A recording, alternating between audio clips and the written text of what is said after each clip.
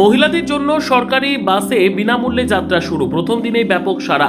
1 June থেকে পশ্চিমবঙ্গে মহিলাদের জন্য সরকারি বাস পরিষেবায় বিনামূল্যে যাত্রার ব্যবস্থা কার্যকর হয়েছে।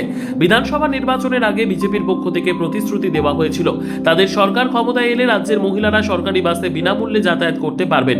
সরকার গঠনের পর সেই প্রতিশ্রুতি বাস্তবে রূপ পেল। সোমবার সকাল থেকে রাজ্যের বিভিন্ন প্রান্তে এই নতুন পরিষেবার সুফল নিতে দেখা যায় অসংখ্য মহিলা যাত্রীকে। দক্ষিণ দিনাজপুর জেলার বালুরঘাটের উত্তরবঙ্গ রাষ্ট্রীয় পরিবহন নিগমের বাস স্ট্যান্ডে ধরা পড়ে সেই ছবি। কুশমন্ডি, গঙ্গারামপুর, মালদা, রায়গঞ্জ সহ বিভিন্ন গন্তব্যে যাত্রা করা মহিলাদের আর কোনো ভাড়া দিতে হচ্ছে না। বাসে উঠেই তারা বিনামূল্যে যাত্রার সুবিধা পাচ্ছেন। তবে বাসের কন্ডাক্টরদের একাংশের বক্তব্য, বর্তমানে যাত্রীদের কোনো টিকিট দেওয়া হচ্ছে না, ফলে ভবিষ্যতে হিসেব নিকেশ বা যাত্রী সংখ্যা নির্ধারণে কিছু সমস্যা দেখা দিতে পারে। আপাতত সরকারি নির্দেশিকা অনুযায়ী পরিষেবা চালু রাখা হয়েছে।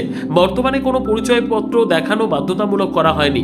তবে রাজ্য সরকারের পক্ষ থেকে জানানো হয়েছে, খুব শীঘ্রই এই প্রকল্পের আওতায় মহিলাদের জন্য একটি বিশেষ পিঙ্ক কার্ড চালু করা হবে। সেই কার্ডের মাধ্যমে ভবিষ্যতে বিনামূল্যে যাত্রার সুবিধা নিশ্চিত করা হবে। রাজ্যের মুখ্যমন্ত্রী শুভেন্দু অধিকারী এই প্রকল্পের আনুষ্ঠানিক ঘোষণা করেন। বিধানসভা নির্বাচনের প্রচারেও দেশের প্রধানমন্ত্রী ও এই প্রতিশ্রুতির কথা উল্লেখ করেছিলেন। ডবল ইঞ্জিন সরকারের উদ্যোগে চালু হওয়া এই প্রকল্পকে স্বাগত জানিয়েছেন বহু মহিলা যাত্রী।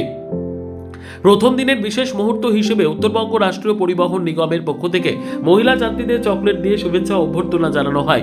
নতুন এই পরিষেবা ঘিরে যাত্রীদের মধ্যে উৎসাহ ও সন্তোষের ছবি স্পষ্টভাবে ধরা পড়েছে বিভিন্ন বাস স্ট্যান্ডে।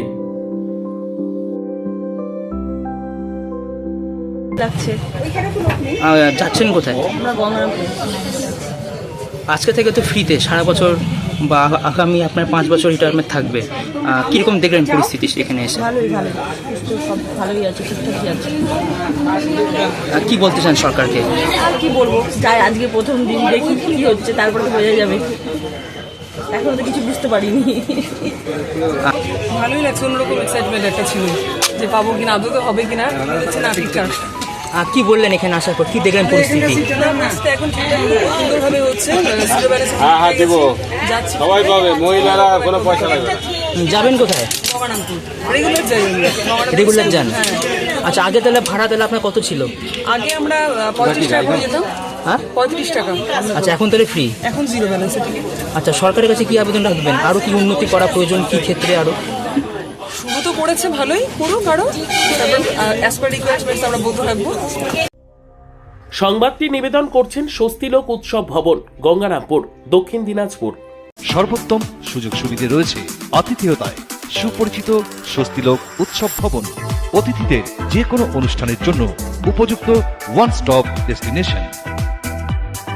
আমরা আপনার বিশেষ অনুষ্ঠানটিকে অবিস্মরণীয় করে তুলি। স্বস্তিলোক উৎসব ভবন, শিববাড়ি রোড, গঙ্গারামপুর, দক্ষিণ দিনাজপুর।